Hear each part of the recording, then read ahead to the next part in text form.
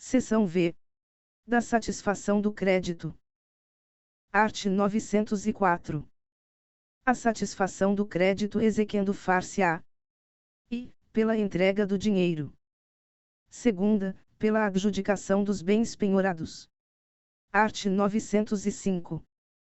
O juiz autorizará que o exequente levante, até a satisfação integral de seu crédito, o dinheiro depositado para assegurar o juízo ou o produto dos bens alienados, bem como do faturamento de empresa ou de outros frutos e rendimentos de coisas ou empresas penhoradas, quando e a execução for movida só a benefício do exequente singular, a quem, por força da penhora, cabe o direito de preferência sobre os bens penhorados e alienados. Segunda, não houver sobre os bens alienados outros privilégios ou preferências instituídos anteriormente à penhora. Parágrafo único. Durante o plantão judiciário, veda-se a concessão de pedidos de levantamento de importância em dinheiro ou valores ou de liberação de bens apreendidos. Art. 906. Ao receber o mandado de levantamento, o exequente dará ao executado, por termo nos autos, quitação da quantia paga. Parágrafo único. A expedição de mandado de levantamento poderá ser substituída pela transferência eletrônica do valor depositado em conta vinculada ao juízo para outra indicada pelo exequente. Art. 907. Pago ao exequente o principal, os juros, as custas e os honorários, a importância que sobrar será restituída ao executado. Art. 908. Havendo pluralidade de credores ou exequentes, o dinheiro lhes será distribuído e entregue consoante a ordem das respectivas preferências. Primeiro, no caso de adjudicação ou alienação, os créditos que recaem sobre o bem, inclusive os de natureza propter rem, subrogam-se sobre o respectivo preço, observada a ordem de preferência.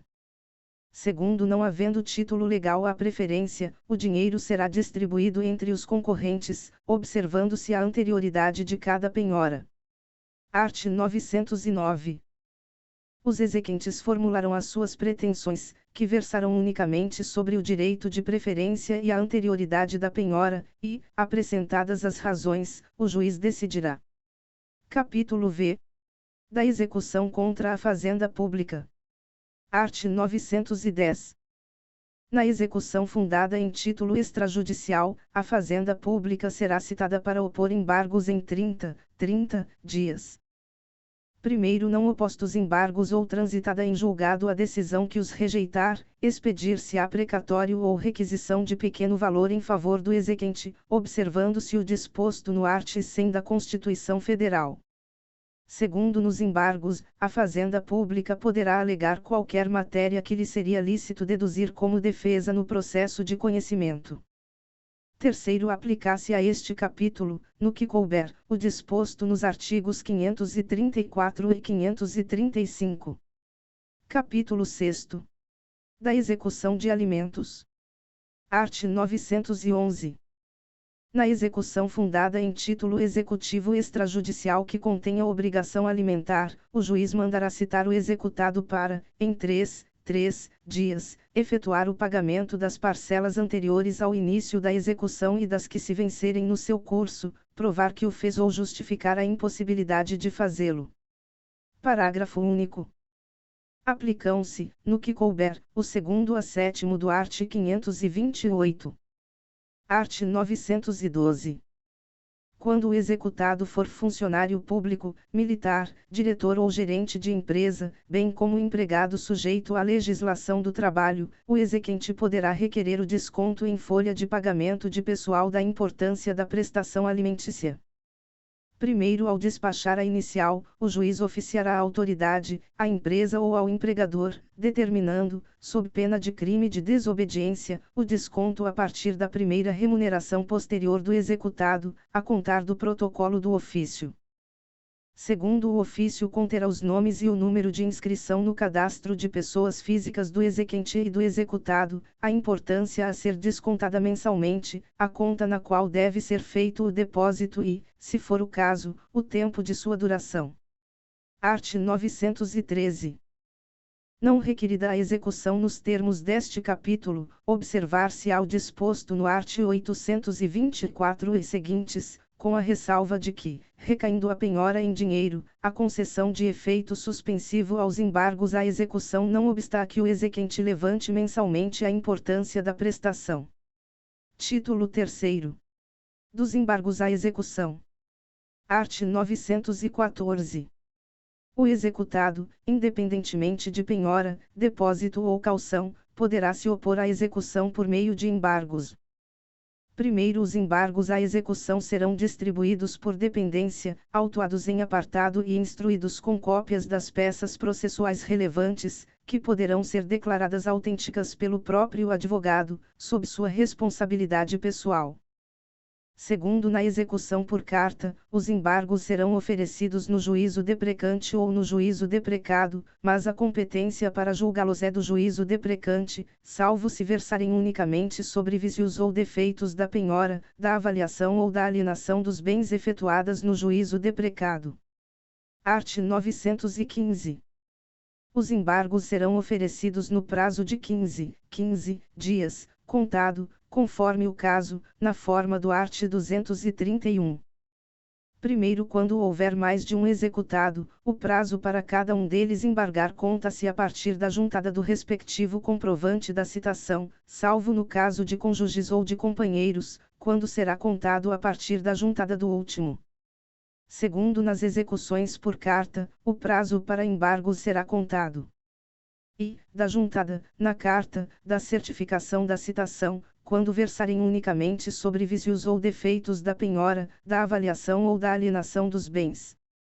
Segunda, da juntada, nos autos de origem, do comunicado de que trata o quarto deste artigo ou, não havendo este, da juntada da carta devidamente cumprida, quando versarem sobre questões diversas da prevista no inciso I deste parágrafo.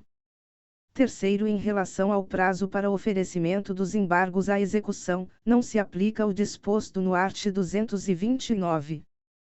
Quarto, nos atos de comunicação por carta precatória, rogatória ou de ordem, a realização da citação será imediatamente informada, por meio eletrônico, pelo juiz deprecado ao juiz deprecante. Art. 916. No prazo para embargos, reconhecendo o crédito do exequente e comprovando o depósito de 30% do valor em execução, acrescido de custas e de honorários de advogado, o executado poderá requerer que lhe seja permitido pagar o restante em até 6 parcelas mensais, acrescidas de correção monetária e de juros de 1% ao mês. Primeiro, o exequente será intimado para manifestar-se sobre o preenchimento dos pressupostos do caput, e o juiz decidirá o requerimento em 5 dias. Segundo, enquanto não apreciado o requerimento, o executado terá de depositar as parcelas vincendas, facultado ao exequente seu levantamento. Terceiro, deferida a proposta, o exequente levantará a quantia depositada, e serão suspensos os atos executivos. Quarto, indeferida a proposta, seguir-se-ão os atos executivos, mantido o depósito, que será convertido em penhora. Quinto, o não pagamento de qualquer das prestações acarretará cumulativamente. E, o vencimento das prestações subsequentes e o prosseguimento do processo, com o imediato reinício dos atos executivos. Segunda, a imposição ao executado de multa de 10% sobre o valor das prestações não pagas. Sexto, a opção pelo parcelamento de que trata este artigo importa renúncia ao direito de opor embargos. Sétimo, o disposto neste artigo não se aplica ao cumprimento da sentença. Art. 917. Nos embargos à execução, o executado poderá alegar i. Inexequibilidade do título ou inexigibilidade da obrigação. Segunda, penhora incorreta ou avaliação errônea. Terceira, excesso de execução ou cumulação indevida de execuções. Quarta, retenção por benfeitorias necessárias ou úteis, nos casos de execução para entrega de coisa certa. V. Incompetência absoluta ou relativa do juízo da execução. Sexta, qualquer matéria que lhe seria lícito deduzir como defesa em processo de conhecimento. Primeiro, a incorreção da penhora ou da avaliação poderá ser impugnada por simples petição, no prazo de 15 dias, contado da ciência do ato. Segundo, há excesso de execução quando o exequente pleiteia quantia superior à do título. Segunda, ela recai sobre coisa diversa daquela declarada no título. Terceira, ela se processa de modo diferente do que foi determinado no título. Quarta, o exequente, sem cumprir a prestação que lhe corresponde, exige o adimplemento da prestação do executado. V. O exequente não prova que a condição se realizou.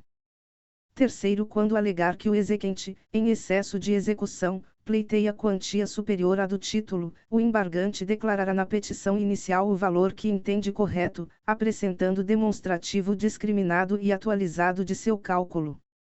Quarto, não apontado o valor correto ou não apresentado o demonstrativo, os embargos à execução serão liminarmente rejeitados, sem resolução de mérito, se o excesso de execução for o seu único fundamento.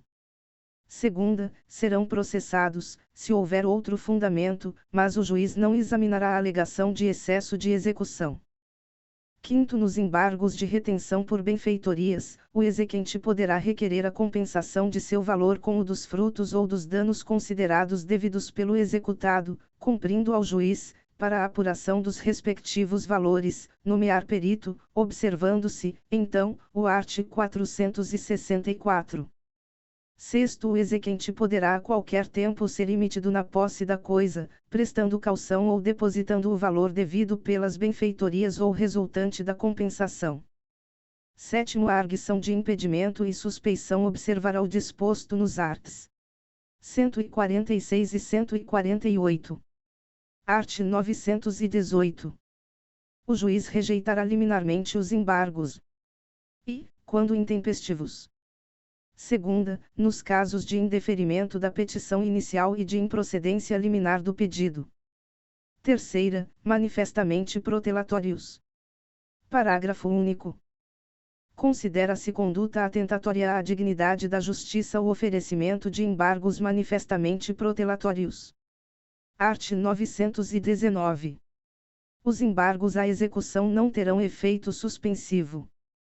Primeiro, o juiz poderá, a requerimento do embargante, atribuir efeito suspensivo aos embargos quando verificados os requisitos para a concessão da tutela provisória e desde que a execução já esteja garantida por penhora, depósito ou caução suficientes.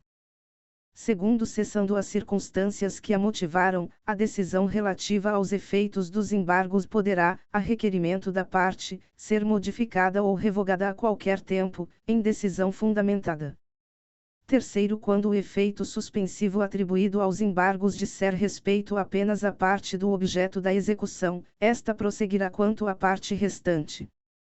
Quarto, a concessão de efeito suspensivo aos embargos oferecidos por um dos executados não suspenderá a execução contra os que não embargaram quando o respectivo fundamento disser respeito exclusivamente ao embargante.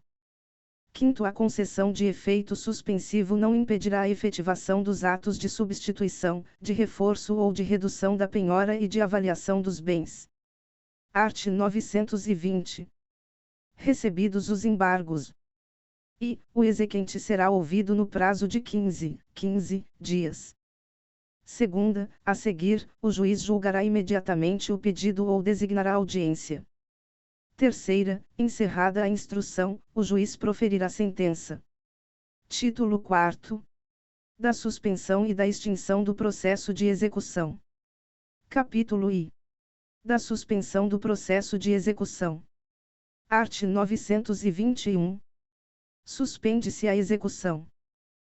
Nas hipóteses dos arts. 313 e 315, no que couber. Segunda, no todo ou em parte, quando recebidos com efeito suspensivo os embargos à execução. Terceira, quando o executado não possuir bens penhoráveis.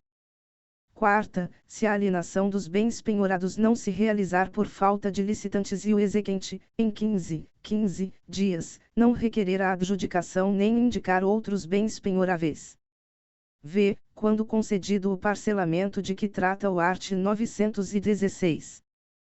Primeiro, na hipótese do inciso 3º, o juiz suspenderá a execução pelo prazo de um ano, durante o qual se suspenderá a prescrição. Segundo, decorrido o prazo máximo de um ano sem que seja localizado o executado ou que sejam encontrados bens penhoráveis, o juiz ordenará o arquivamento dos autos. Terceiro, os autos serão desarquivados para prosseguimento da execução se a qualquer tempo forem encontrados bens penhoráveis. Quarto, decorrido o prazo de que trata o primeiro sem manifestação do exequente, começa a correr o prazo de prescrição intercorrente.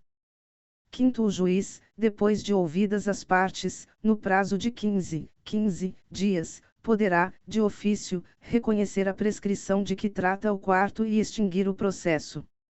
Art. 922. Convindo as partes, o juiz declarará suspensa a execução durante o prazo concedido pelo exequente para que o executado cumpra voluntariamente a obrigação. Parágrafo único. Findo o prazo sem cumprimento da obrigação, o processo retomará o seu curso. Art. 923. Suspensa a execução, não serão praticados atos processuais, podendo o juiz, entretanto, salvo no caso de arguição de impedimento ou de suspeição, ordenar providências urgentes. Capítulo 2. Da extinção do processo de execução. Art. 924. Extingue-se a execução quando e a petição inicial for indeferida. Segunda, a obrigação for satisfeita. Terceira, o executado obtiver, por qualquer outro meio, a extinção total da dívida. Quarta, o exequente renunciar ao crédito. V. Ocorrer a prescrição intercorrente. Art. 925. A extinção só produz efeito quando declarada por sentença. Livro 3º. Dos processos nos tribunais e dos meios de impugnação das decisões judiciais. Título I. Da ordem dos processos e dos processos de competência originária dos tribunais. Capítulo I. Disposições gerais. Art. 926. Os tribunais devem uniformizar sua jurisprudência e mantê-la estável, íntegra e coerente. Primeiro, na forma estabelecida e segundo os pressupostos fixados no regimento interno, os tribunais editarão enunciados de súmula correspondentes à sua jurisprudência dominante. Segundo, ao editar enunciados de súmula, os tribunais devem ater-se às circunstâncias fáticas dos precedentes que motivaram sua criação. Art. 927. Os juízes e os tribunais observarão e as decisões do Supremo Tribunal Federal em controle concentrado de constitucionalidade. Segunda, os enunciados de súmula vinculante. Terceira, os acórdãos em incidente de assunção de competência ou de resolução de demandas repetitivas e em julgamento de recursos extraordinário e especial repetitivos. Quarta, os enunciados das súmulas do Supremo Tribunal Federal em matéria constitucional e do Superior Tribunal de Justiça em matéria infraconstitucional. V. A orientação do plenário ou do órgão especial aos quais estiverem vinculados. Primeiro, os juízes e os tribunais observarão o disposto no art. 10 e no art. 489, primeiro, quando decidirem com fundamento neste artigo. Segundo, a alteração de tese jurídica adotada em enunciado de súmula ou em julgamento de casos repetitivos poderá ser precedida de audiências públicas e da participação de pessoas, órgãos ou entidades que possam contribuir para a rediscussão da tese. Terceiro, na hipótese de alteração de jurisprudência dominante do Supremo Tribunal Federal e dos tribunais superiores ou daquela oriunda de julgamento de casos repetitivos, pode haver modulação dos efeitos da alteração no interesse social e no da segurança jurídica. Quarto, a modificação de enunciado de súmula, de jurisprudência pacificada ou de tese adotada em julgamento de casos repetitivos observará a necessidade de fundamentação adequada e específica, considerando os princípios da segurança jurídica, da proteção da confiança e da isonomia. Quinto, os tribunais darão publicidade a seus precedentes, organizando-os por questão jurídica decidida e divulgando-os, preferencialmente, na rede mundial de computadores. Art. 928.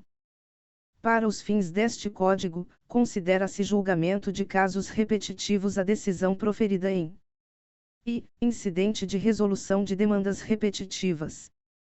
Segunda, recursos especial e extraordinário repetitivos. Parágrafo único. O julgamento de casos repetitivos tem por objeto questão de direito material ou processual. Capítulo 2. Da ordem dos processos no Tribunal. Art. 929. Os autos serão registrados no protocolo do Tribunal no dia de sua entrada, cabendo à Secretaria ordená-los, com imediata distribuição. Parágrafo único. A critério do Tribunal, os serviços de protocolo poderão ser descentralizados, mediante delegação a ofícios de justiça de primeiro grau. Art. 930.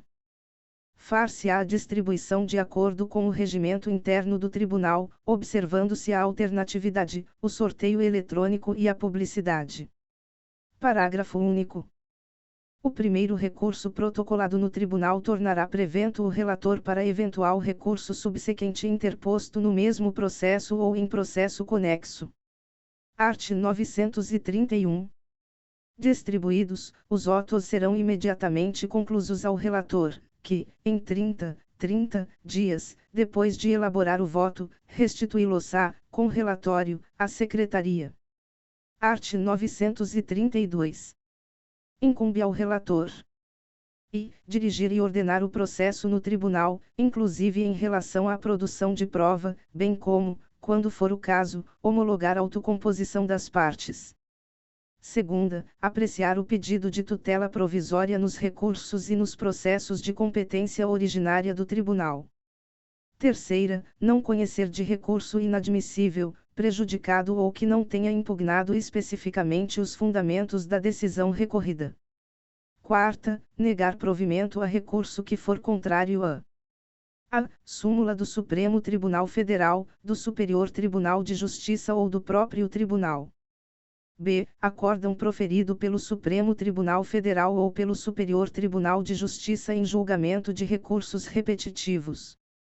C. Entendimento firmado em incidente de resolução de demandas repetitivas ou de assunção de competência.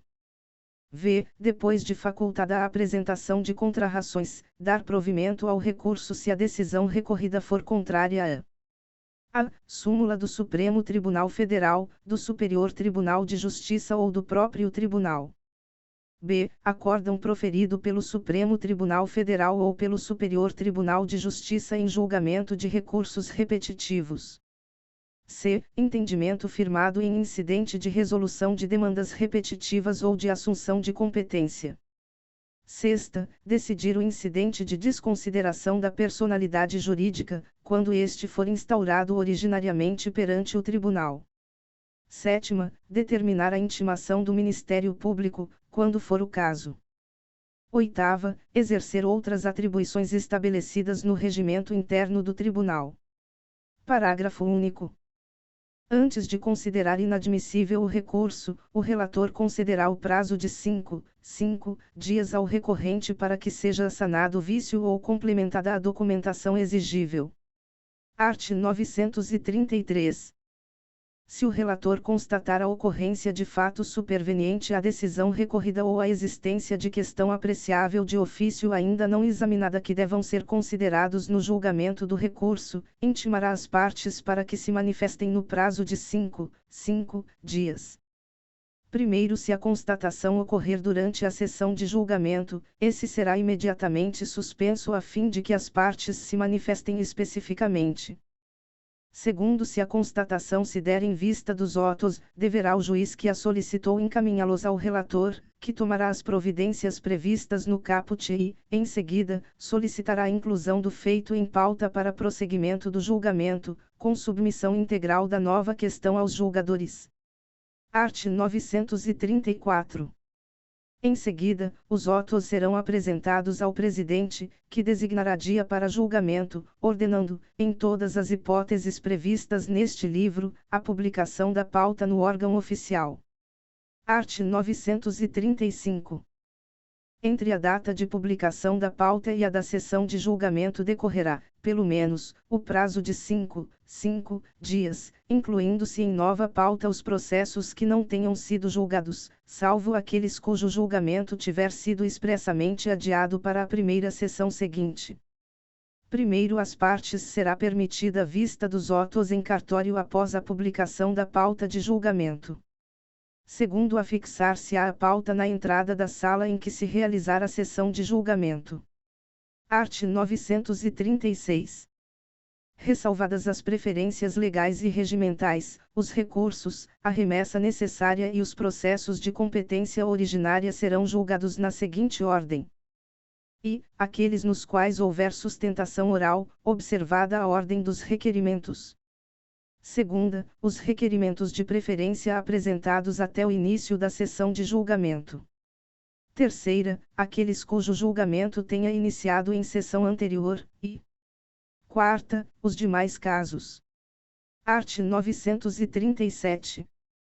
Na sessão de julgamento, depois da exposição da causa pelo relator, o presidente dará a palavra, sucessivamente, ao recorrente, ao recorrido e, nos casos de sua intervenção, ao membro do Ministério Público, pelo prazo improrrogável de 15 minutos para cada um, a fim de sustentarem suas razões, nas seguintes hipóteses, nos termos da parte final do caput do art. 1021.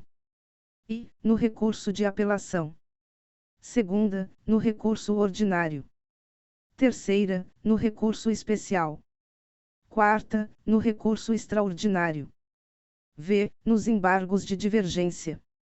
Sexta, na ação rescisória, no mandado de segurança e na reclamação. Sétima, vetado. Oitava, no agravo de instrumento interposto contra decisões interlocutórias que versem sobre tutelas provisórias de urgência ou da evidência. Nona, em outras hipóteses previstas em lei ou no regimento interno do Tribunal. Primeiro, a sustentação oral no incidente de resolução de demandas repetitivas observará o disposto no art. 984, no que couber. Segundo, o procurador que desejar proferir sustentação oral poderá requerer, até o início da sessão, que o processo seja julgado em primeiro lugar, sem prejuízo das preferências legais. Terceiro, nos processos de competência originária previstos no inciso 6º, caberá sustentação oral no agravo interno interposto contra a decisão de relator que o extinga. Quarto, é permitido ao advogado com domicílio profissional em cidade diversa daquela onde está sediado o tribunal realizar sustentação oral por meio de videoconferência ou outro recurso tecnológico de transmissão de sons e imagens em tempo real, desde que o requeira até o dia anterior ao da sessão. Art. 938. A questão preliminar suscitada no julgamento será decidida antes do mérito, deste não se conhecendo caso seja incompatível com a decisão. Primeiro, constatada a ocorrência de vício sanável, inclusive aquele que possa ser conhecido de ofício, o relator determinará a realização ou a renovação do ato processual, no próprio tribunal ou em primeiro grau de jurisdição, intimadas as partes. Segundo, cumprida a diligência de que trata o primeiro, o relator, sempre que possível, prosseguirá no julgamento do recurso. Terceiro, reconhecida a necessidade de produção de prova, o relator converterá o julgamento em diligência, que se realizará no tribunal ou em primeiro grau de jurisdição, decidindo-se o recurso após a conclusão da instrução. Quarto, quando não determinadas pelo relator, as providências indicadas nos primeiro e terceiro poderão ser determinadas pelo órgão competente para julgamento do recurso. Art. 939. Se a preliminar for rejeitada ou se a apreciação do mérito for com ela compatível, seguir-se-ão a discussão e o julgamento da matéria principal, sobre a qual deverão se pronunciar os juízes vencidos na preliminar. Art. 940. O relator ou outro juiz que não se considerar habilitado a proferir imediatamente seu voto poderá solicitar vista pelo prazo máximo de 10 dias, após o qual o recurso será reincluído em pauta para julgamento na sessão seguinte à data da devolução. Primeiro, se os autos não forem devolvidos tempestivamente ou se não for solicitada pelo juiz prorrogação de prazo de no máximo mais 10 10 dias, o presidente do órgão fracionário os requisitará para julgamento do recurso na sessão ordinária subsequente, com publicação da pauta em que for incluído. Segundo, quando requisitar os autos na forma do primeiro, se aquele que fez o pedido de vista ainda não se sentir habilitado a votar, o presidente convocará substituto para proferir voto, na forma estabelecida no regimento interno do tribunal. Art. 941. Proferidos os votos, o presidente anunciará o resultado do julgamento, designando para redigir o acórdão o relator ou, se vencido este, o autor do primeiro voto vencedor. Primeiro, o voto poderá ser alterado até o momento da proclamação do resultado pelo presidente, salvo aquele já proferido por juiz afastado ou substituído. Segundo, no julgamento de apelação ou de agravo de instrumento, a decisão será tomada, no órgão colegiado, pelo voto de três juízes. Terceiro, o voto vencido será necessariamente declarado e considerado parte integrante do acórdão para todos os fins legais, inclusive de pré-questionamento. Art. 942. Quando o resultado da apelação for não unânime, o julgamento terá prosseguimento em sessão a ser designada com a presença de outros julgadores, que serão convocados nos termos previamente definidos no regimento interno, em número suficiente para garantir a possibilidade de inversão do resultado inicial, assegurado às partes e a eventuais terceiros o direito de sustentar oralmente suas razões perante os novos julgadores. Primeiro, sendo possível, o prosseguimento do julgamento dar-se-á na mesma sessão, colhendo-se os votos de outros julgadores que porventura componham o órgão colegiado. Segundo, os julgadores que já tiverem votado poderão rever seus votos por ocasião do prosseguimento do julgamento. Terceiro, a técnica de julgamento prevista neste artigo aplica-se, igualmente, ao julgamento não unânime proferido em ação rescisória, quando o resultado for a rescisão da sentença, devendo, nesse caso, seu prosseguimento ocorrer em órgão de maior composição previsto no regimento interno. Segunda, agravo de instrumento, quando houver reforma da decisão que julgar parcialmente o mérito. Quarto, não se aplica o disposto neste artigo ao julgamento do incidente de assunção de competência e ao de resolução de demandas repetitivas. Segunda, da remessa necessária. Terceira, não unânime proferido, nos tribunais, pelo plenário ou pela Corte Especial. Art. 943. Os votos, os acórdãos e os demais atos processuais podem ser registrados em documento eletrônico inviolável e assinados eletronicamente, na forma da lei, devendo ser impressos para juntada aos autos do processo quando este não for eletrônico. Primeiro, todo o acórdão conterá ementa. Segundo, lavrado o acórdão, sua ementa será publicada no órgão oficial no prazo de 10 dias. Art. 944.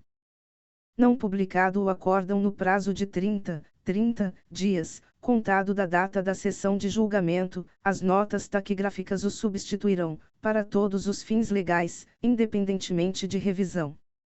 Parágrafo único. No caso do caput, o presidente do tribunal lavrará, de imediato, as conclusões e a ementa e mandará publicar o acórdão. Art. 946. O agravo de instrumento será julgado antes da apelação interposta no mesmo processo. Parágrafo único.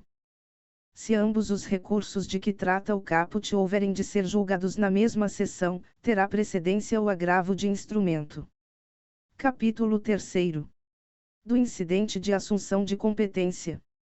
Art. 947. É admissível a assunção de competência quando o julgamento de recurso, de remessa necessária ou de processo de competência originária envolver relevante questão de direito, com grande repercussão social, sem repetição em múltiplos processos. Primeiro, ocorrendo a hipótese de assunção de competência, o relator proporá, de ofício ou a requerimento da parte, do Ministério Público ou da Defensoria Pública, que seja o recurso, a remessa necessária ou o processo de competência originária julgado pelo órgão colegiado que o regimento indicar. Segundo, o órgão colegiado julgará o recurso, a remessa necessária ou o processo de competência originária se reconhecer interesse público na assunção de competência. Terceiro, o acórdão proferido em assunção de competência vinculará todos os juízes e órgãos fracionários, exceto se houver revisão de tese. Quarto, aplicar-se o disposto neste artigo quando ocorrer relevante questão de direito a respeito da qual seja conveniente a prevenção ou a composição de divergência entre câmaras ou turmas do Tribunal. Capítulo 4. Do incidente de arguição de inconstitucionalidade. Art. 948. Arguida, em controle difuso, a inconstitucionalidade de lei ou de ato normativo do poder público, o relator, após ouvir o Ministério Público e as partes, submeterá a questão à turma ou à Câmara a qual competir o conhecimento do processo. Art. 949. Se a arguição for rejeitada, prosseguirá o julgamento. Segunda, acolhida, a questão será submetida ao plenário do tribunal ou ao seu órgão especial, onde houver. Parágrafo único. Os órgãos fracionários dos tribunais não submeterão ao plenário ou ao órgão especial a arguição de inconstitucionalidade quando já houver pronunciamento destes ou do plenário do Supremo Tribunal Federal sobre a questão. Art. 950. Remetida cópia do acórdão a todos os juízes, o presidente do tribunal designará a sessão de julgamento. Primeiro, as pessoas jurídicas de direito público responsáveis pela edição do ato questionado poderão manifestar-se no incidente de inconstitucionalidade se assim o requererem, observados os prazos e as condições previstos no regimento interno do tribunal. Segundo, a parte legitimada à propositura das ações previstas no art. 103 da Constituição Federal poderá manifestar-se, por escrito, sobre a questão constitucional objeto de apreciação, no prazo previsto pelo regimento interno, sendo-lhe assegurado o direito de apresentar memoriais ou de requerer a juntada de documentos. Terceiro, considerando a relevância da matéria e a representatividade dos postulantes, o relator poderá admitir, por despacho irrecorrível, a manifestação de outros órgãos ou entidades. Capítulo V. Do conflito de competência. Art. 951. O conflito de competência pode ser suscitado por qualquer das partes, pelo Ministério Público ou pelo juiz. Parágrafo único. O Ministério Público somente será ouvido nos conflitos de competência relativos aos processos previstos no art. 178, mas terá qualidade de parte nos conflitos que suscitar. Art. 952. Não pode suscitar conflito a parte que, no processo, arguiu incompetência relativa. Parágrafo único. O conflito de competência não obsta, porém, a que a parte que não o arguiu suscite a incompetência. Art. 953. O conflito será suscitado ao tribunal. I. Pelo juiz, por ofício. Segunda, pela parte e pelo Ministério Público, por petição. Parágrafo único. O ofício e a petição serão instruídos com os documentos necessários à prova do conflito. Art. 954. Após a distribuição, o relator determinará a oitiva dos juízes em conflito ou, se um deles for suscitante, apenas do suscitado. Parágrafo único. No prazo designado pelo relator, incumbirá ao juiz ou aos juízes prestar as informações. Art. 955. O relator poderá, de ofício ou a requerimento de qualquer das partes, determinar, quando o conflito for positivo, o sobrestamento do processo e, nesse caso, bem como no de conflito negativo, designará um dos juízes para resolver, em caráter provisório, as medidas urgentes. Parágrafo único. O relator poderá julgar de plano o conflito de competência quando sua decisão se fundar em súmula do Supremo Tribunal Federal, do Superior Tribunal de Justiça ou do próprio tribunal. Segunda, tese firmada em julgamento de casos repetitivos ou em incidente de assunção de competência. Art. 956. Decorrido o prazo designado pelo relator, será ouvido o Ministério Público, no prazo de 5 dias, ainda que as informações não tenham sido prestadas, e, em seguida, o conflito irá a julgamento. Art. 957. Ao decidir o conflito, o tribunal declarará qual o juízo competente, pronunciando-se também sobre a validade dos atos do juízo incompetente. Parágrafo único. Os autos do processo em que se manifestou o conflito serão remetidos ao juiz declarado competente. Art. 958. No conflito que envolva órgãos fracionários dos tribunais, desembargadores e juízes em exercício no tribunal, observar-se-á o que dispuser o regimento interno do tribunal. Art. 959. O regimento interno do tribunal regulará o processo e o julgamento do conflito de atribuições entre autoridade judiciária e autoridade administrativa. Capítulo 6. Da homologação de decisão estrangeira e da concessão do exequatur à carta rogatória. Art. 960. A homologação de decisão estrangeira será requerida por ação de homologação de decisão estrangeira, salvo disposição especial em sentido contrário prevista em tratado. Primeiro, a decisão interlocutória estrangeira poderá ser executada no Brasil por meio de carta rogatória. Segundo, a homologação obedecerá ao que dispuserem os tratados em vigor no Brasil e o regimento interno do Superior Tribunal de Justiça. Terceiro, a homologação de decisão arbitral estrangeira obedecerá ao disposto em tratado e em lei, aplicando-se, subsidiariamente, as disposições deste capítulo. Art. 961. A decisão estrangeira somente terá eficácia no Brasil após a homologação de sentença estrangeira ou a concessão do exequatur às cartas rogatórias, salvo disposição em sentido contrário de lei ou tratado. Primeiro, é passível de homologação a decisão judicial definitiva, bem como a decisão não judicial que, pela lei brasileira, teria natureza jurisdicional. Segundo, a decisão estrangeira poderá ser homologada parcialmente. Terceiro, a autoridade judiciária brasileira poderá deferir pedidos de urgência e realizar atos de execução provisória no processo de homologação de decisão estrangeira. Quarto, haverá homologação de decisão estrangeira para fins de execução fiscal quando prevista em tratado ou em promessa de reciprocidade apresentada à autoridade brasileira. Quinto, a sentença estrangeira de divórcio consensual produz efeitos no Brasil, independentemente de homologação pelo Superior Tribunal de Justiça. Sexto, na hipótese do quinto, competirá a qualquer juiz examinar a validade da decisão, em caráter principal ou incidental, quando essa questão for suscitada em processo de sua competência. Art. 962. É passível de execução a decisão estrangeira concessiva de medida de urgência. Primeiro, a execução no Brasil de decisão interlocutória estrangeira concessiva de medida de urgência dar-se-á por carta rogatória. Segundo, a medida de urgência concedida sem audiência do réu poderá ser executada, desde que garantido o contraditório em momento posterior.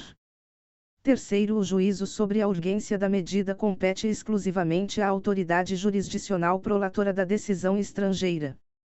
Quarto, quando dispensada a homologação para que a sentença estrangeira produza efeitos no Brasil, a decisão concessiva de medida de urgência dependerá, para produzir efeitos, de ter sua validade expressamente reconhecida pelo juiz competente para dar-lhe cumprimento, dispensada a homologação pelo Superior Tribunal de Justiça.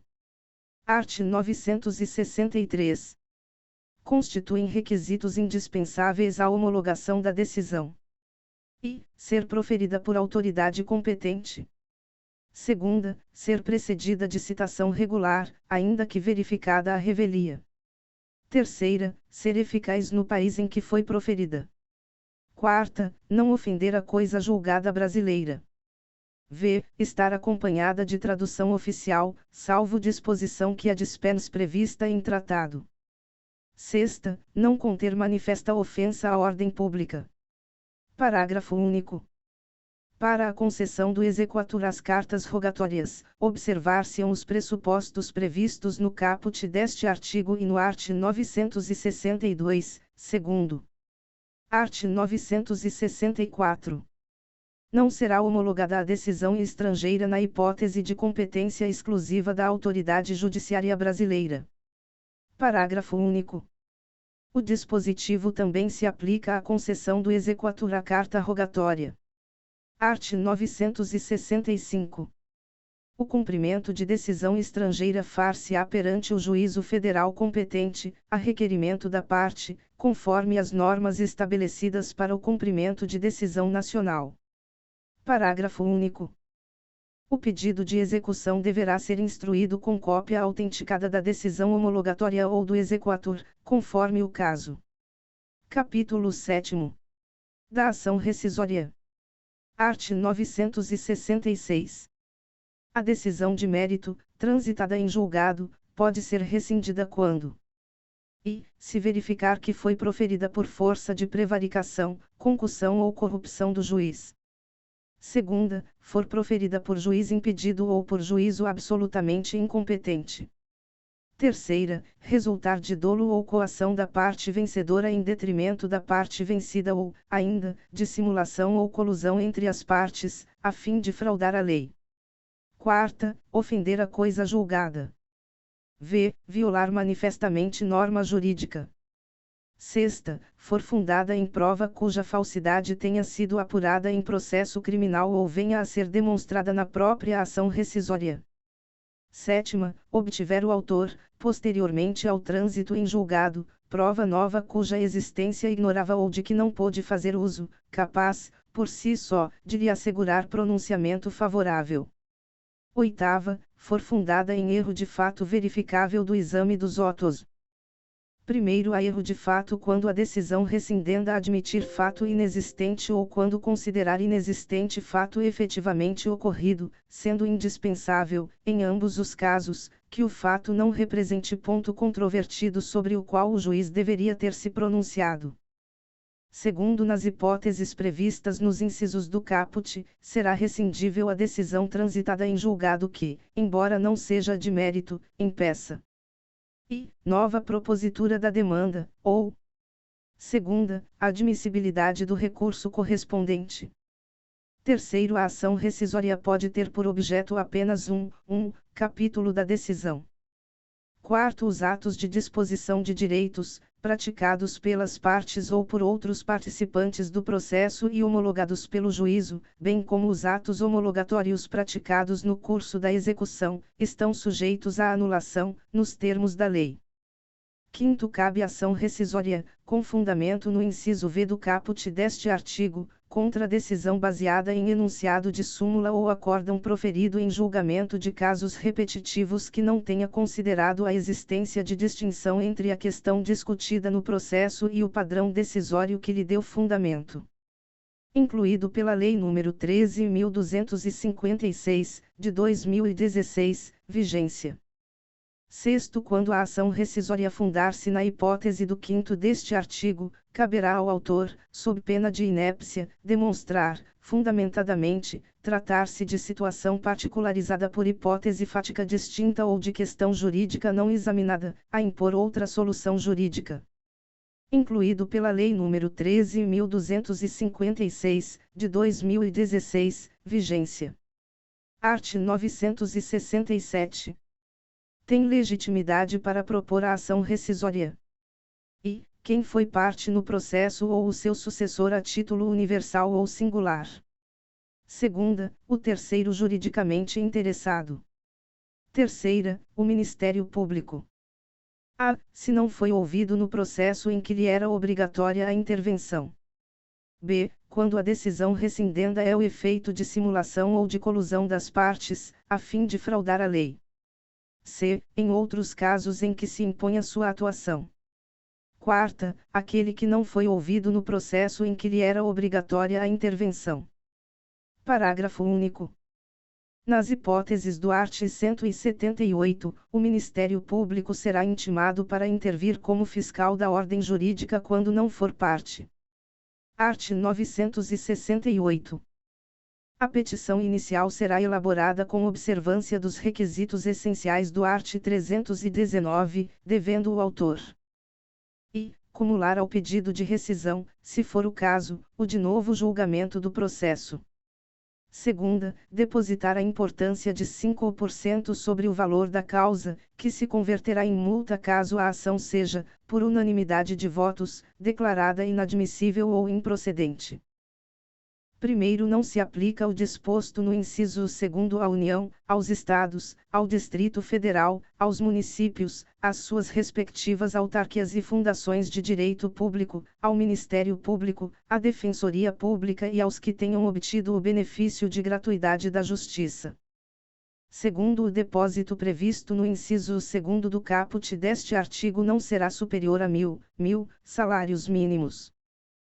Terceiro, além dos casos previstos no art. 330, a petição inicial será indeferida quando não efetuado o depósito exigido pelo inciso 2º do caput deste artigo. Quarto, aplicar-se a ação rescisória ao disposto no art. 332.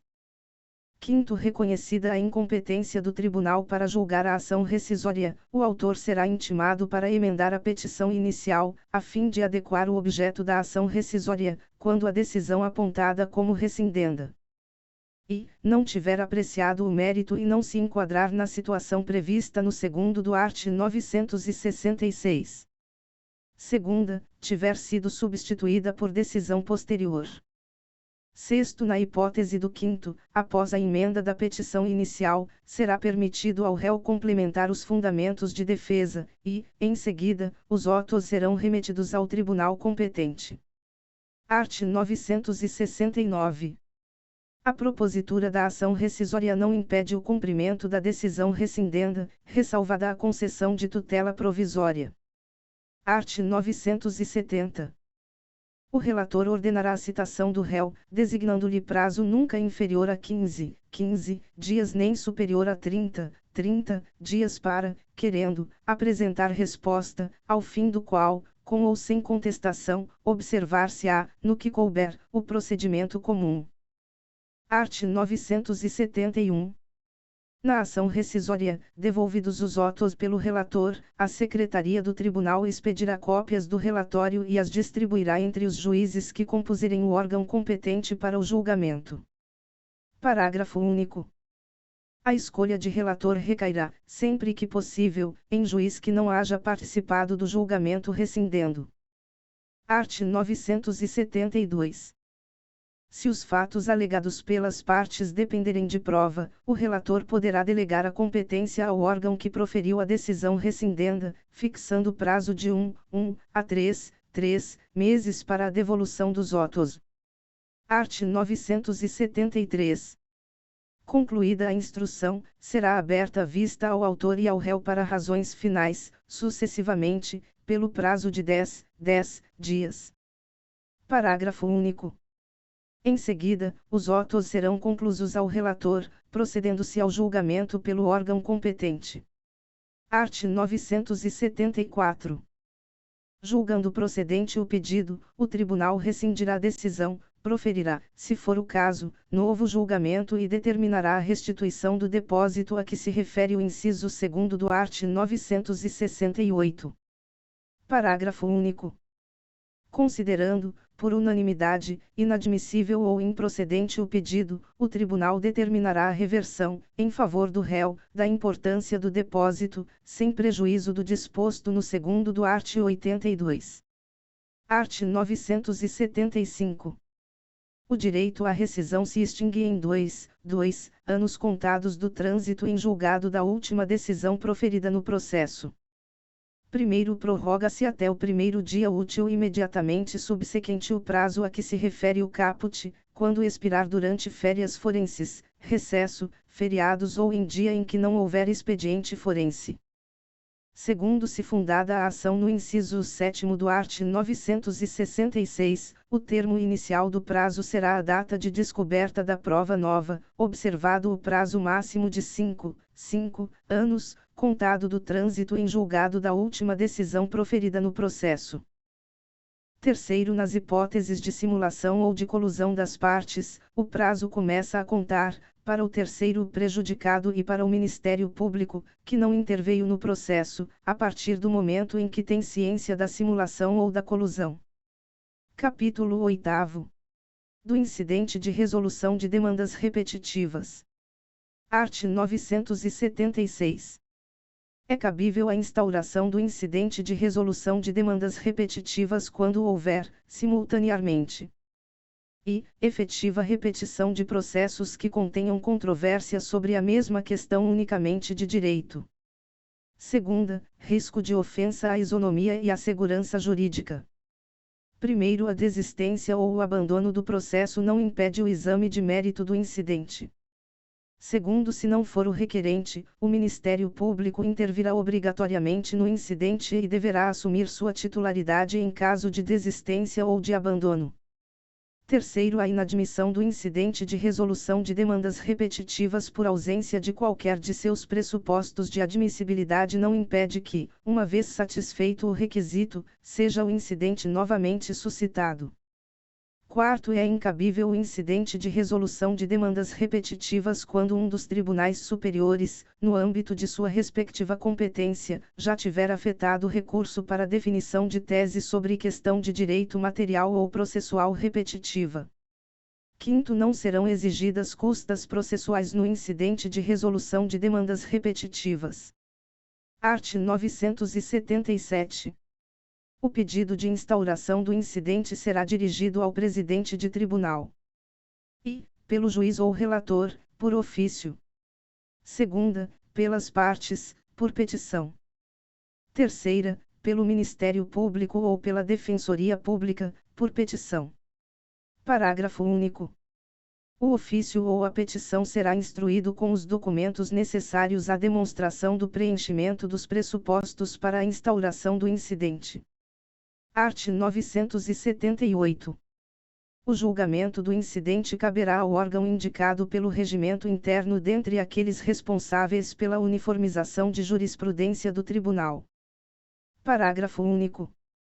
O órgão colegiado incumbido de julgar o incidente e de fixar a tese jurídica julgará igualmente o recurso, a remessa necessária ou o processo de competência originária de onde se originou o incidente. Art. 979. A instauração e o julgamento do incidente serão sucedidos da mais ampla e específica divulgação e publicidade, por meio de registro eletrônico no Conselho Nacional de Justiça. Primeiro, os tribunais manterão banco eletrônico de dados atualizados com informações específicas sobre questões de direito submetidas ao incidente, comunicando-o imediatamente ao Conselho Nacional de Justiça para inclusão no cadastro. Segundo, para possibilitar a identificação dos processos abrangidos pela decisão do incidente, o registro eletrônico das teses jurídicas constantes do cadastro conterá, no mínimo, os fundamentos determinantes da decisão e os dispositivos normativos a ela relacionados. Terceiro, aplicar-se o disposto neste artigo ao julgamento de recursos repetitivos e da repercussão geral em recurso extraordinário. Art. 980. O incidente será julgado no prazo de um ano e terá preferência sobre os demais feitos, ressalvados os que envolvam réu preso e os pedidos de habeas corpus. Parágrafo único. Superado o prazo previsto no caput, cessa a suspensão dos processos prevista no art. 982, salvo decisão fundamentada do relator em sentido contrário. Art. 981. Após a distribuição, o órgão colegiado competente para julgar o incidente procederá ao seu juízo de admissibilidade, considerando a presença dos pressupostos do art. 976. Art. 982. Admitido o incidente, o relator suspenderá os processos pendentes, individuais ou coletivos, que tramitam no Estado ou na região, conforme o caso. Segunda, poderá requisitar informações a órgãos em cujo juízo tramita processo no qual se discute o objeto do incidente, que as prestarão no prazo de 15 dias.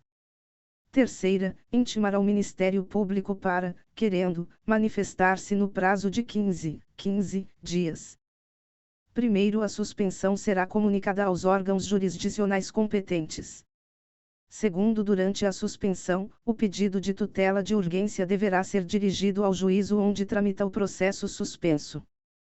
Terceiro, visando a garantia da segurança jurídica, qualquer legitimado mencionado no art. 977, incisos 2ª e 3ª, poderá requerer, ao tribunal competente para conhecer do recurso extraordinário ou especial, a suspensão de todos os processos individuais ou coletivos em curso no território nacional que versem sobre a questão objeto do incidente já instaurado.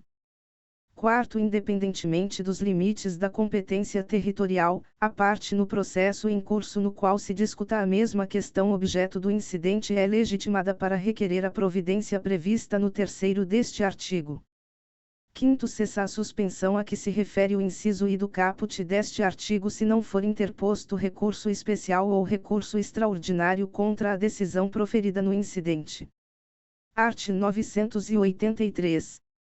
O relator ouvirá as partes e os demais interessados, inclusive pessoas, órgãos e entidades com interesse na controvérsia, que, no prazo comum de 15 dias, poderão requerer a juntada de documentos, bem como as diligências necessárias para a elucidação da questão de direito controvertida, e, em seguida, manifestar-se ao Ministério Público, no mesmo prazo. Primeiro, para instruir o incidente, o relator poderá designar data para, em audiência pública, ouvir depoimentos de pessoas com experiência e conhecimento na matéria. Segundo concluídas as diligências, o relator solicitará dia para o julgamento do incidente. Art. 984. No julgamento do incidente, observar-se-á a seguinte ordem. I. O relator fará a exposição do objeto do incidente. Segunda, poderão sustentar suas razões, sucessivamente. A. O autor e o réu do processo originário e o Ministério Público, pelo prazo de 30 minutos. B. Os demais interessados, no prazo de 30 minutos, divididos entre todos, sendo exigida a inscrição com 2 dias de antecedência. Primeiro, considerando o número de inscritos, o prazo poderá ser ampliado. Segundo, o conteúdo do acórdão abrangerá a análise de todos os fundamentos suscitados concernentes à tese jurídica discutida, sejam favoráveis ou contrários. Art. 985. Julgado o incidente, a tese jurídica será aplicada. E, a todos os processos individuais ou coletivos que versem sobre idêntica questão de direito e que tramitem na área de jurisdição do respectivo tribunal, inclusive aqueles que tramitem nos juizados especiais do respectivo estado ou região. Segunda, aos casos futuros que versem idêntica questão de direito e que venham a tramitar no território de competência do tribunal, salvo revisão na forma do art. 986. Primeiro, não observada a tese adotada no incidente, caberá reclamação. Segundo, se o incidente tiver por objeto questão relativa à prestação de serviço concedido, permitido ou autorizado, o resultado do julgamento será comunicado ao órgão, ao ente ou à agência reguladora competente para fiscalização da efetiva aplicação, por parte dos entes sujeitos à regulação, da tese adotada. Art. 986. A revisão da tese jurídica firmada no incidente far-se-á pelo mesmo tribunal, de ofício ou mediante requerimento dos legitimados mencionados no art. 977, inciso 3º. Art. 987. Do julgamento do mérito do incidente caberá recurso extraordinário ou especial, conforme o caso. Primeiro, o recurso tem efeito suspensivo, presumindo-se a repercussão geral de questão constitucional eventualmente discutida. Segundo, apreciado o mérito do recurso, a tese jurídica adotada pelo Supremo Tribunal Federal ou pelo Superior Tribunal de Justiça será aplicada no território nacional a todos os processos individuais ou coletivos que versem sobre idêntica questão de direito. Capítulo 9. Da reclamação. Art. 988.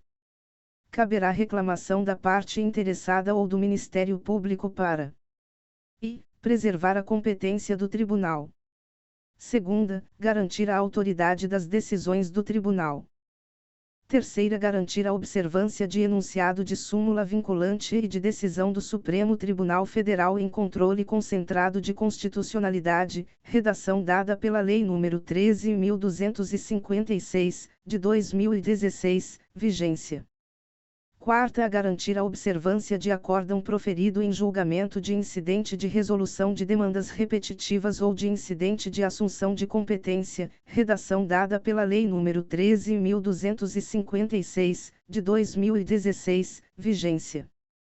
Primeiro, a reclamação pode ser proposta perante qualquer tribunal, e seu julgamento compete ao órgão jurisdicional cuja competência se busca preservar ou cuja autoridade se pretenda garantir.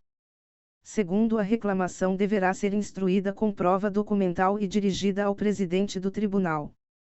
Terceiro, assim que recebida, a reclamação será autuada e distribuída ao relator do processo principal, sempre que possível. Quarto, as hipóteses dos incisos terceira e quarta compreendem a aplicação indevida da tese jurídica e sua não aplicação aos casos que a ela correspondam. Quinto, é inadmissível a reclamação, redação dada pela Lei nº 13.256, de 2016, vigência. E proposta após o trânsito em julgado da decisão reclamada, incluído pela Lei nº 13.256, de 2016, vigência. Segunda proposta para garantir a observância de acórdão de recurso extraordinário com repercussão geral reconhecida ou de acórdão proferido em julgamento de recursos extraordinário ou especial repetitivos, quando não esgotadas as instâncias ordinárias. Incluído pela Lei nº 13.256, de 2016, vigência. Sexto, a inadmissibilidade ou o julgamento do recurso interposto contra a decisão proferida pelo órgão reclamado não prejudica a reclamação. Art. 989. Ao despachar a reclamação, o relator I. requisitará informações da autoridade a quem for imputada a prática do ato impugnado, que as prestará no prazo de 10 dias. Segunda, se necessário, ordenará a suspensão do processo ou do ato impugnado para evitar dano irreparável. Terceira, determinará a citação do beneficiário da decisão impugnada, que terá prazo de 15 dias para apresentar a sua contestação. Art. 990. Qualquer interessado poderá impugnar o pedido do reclamante. Art. 991. Na reclamação que não houver formulado, o Ministério Público terá vista do processo por 5 dias, após o decurso do prazo para informações e para o oferecimento da contestação pelo beneficiário do ato impugnado. Art. 992. Julgando procedente a reclamação, o tribunal cassará a decisão exorbitante de seu julgado ou determinará medida adequada à solução da controvérsia. Art. 993. O presidente do tribunal determinará o imediato cumprimento da decisão, lavrando-se o acórdão posteriormente. Título 2. Dos recursos. Capítulo I. Disposições gerais. Art. 994. São cabíveis os seguintes recursos. I. Apelação. Segunda, agravo de instrumento. Terceira, agravo interno. Quarta, embargos de declaração. V. Recurso ordinário. Sexta, recurso especial. Sétima, recurso extraordinário. Oitava, agravo em recurso especial ou extraordinário. Nona, embargos de divergência. Art. 995. Os recursos não impedem a eficácia da decisão, salvo disposição legal ou decisão judicial em sentido diverso. Parágrafo único. A eficácia da decisão recorrida poderá ser suspensa por decisão do relator, se da imediata produção de seus efeitos houver risco de dano grave, de difícil ou impossível reparação, e ficar demonstrada a probabilidade de provimento do recurso. Art. 996. O recurso pode ser interposto pela parte vencida, pelo terceiro prejudicado e pelo Ministério Público, como parte ou como fiscal da ordem jurídica. Parágrafo único. Cumpre ao terceiro demonstrar a possibilidade de a decisão sobre a relação jurídica submetida à apreciação judicial atingir direito de que se afirme titular ou que possa discutir em juízo como substituto processual. Art. 997. cada parte interporá o recurso independentemente, no prazo e com observância das exigências legais. Primeiro, sendo vencidos autor e réu, ao recurso interposto por qualquer deles poderá aderir o outro. Segundo, o recurso adesivo fica subordinado ao recurso independente, sendo-lhe aplicáveis as mesmas regras deste quanto aos requisitos de admissibilidade e julgamento no tribunal, salvo disposição legal diversa, observado, ainda, o seguinte: e será dirigido ao órgão perante o qual o recurso independente fora interposto, no prazo de que a parte dispõe para responder. Segunda, será admissível na apelação, no recurso extraordinário e no recurso especial. Terceira, não será conhecido, se houver desistência do recurso principal ou se for ele considerado inadmissível. Art. 998. O recorrente poderá, a qualquer tempo, sem a anuência do recorrido ou dos litisconsortes, desistir do recurso. Parágrafo único. A desistência do recurso não impede a análise de questão cuja repercussão geral já tenha sido reconhecida e daquela objeto de julgamento de recursos extraordinários ou especiais repetitivos. Art. 999. A renúncia ao direito de recorrer independe da aceitação da outra parte. Art. 1000. A parte que aceitar expressa ou tacitamente a decisão não poderá recorrer. Parágrafo único. Considera-se a aceitação tácita a prática, sem nenhuma reserva, de ato incompatível com a vontade de recorrer. Art. 1001. Dos despachos não cabe recurso.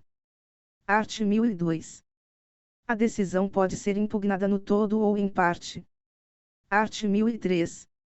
O prazo para interposição de recurso conta-se da data em que os advogados, a sociedade de advogados, a advocacia pública, a defensoria pública ou o Ministério Público são intimados da decisão. Primeiro, os sujeitos previstos no caput considerar-se-ão intimados em audiência quando nesta for proferida a decisão. Segundo, aplicar-se o disposto no art. 231, incisos e a sexta, ao prazo de interposição de recurso pelo réu contra a decisão proferida anteriormente à citação. Terceiro, no prazo para interposição de recurso, a petição será protocolada em cartório ou conforme as normas de organização judiciária, ressalvado o disposto em regra especial.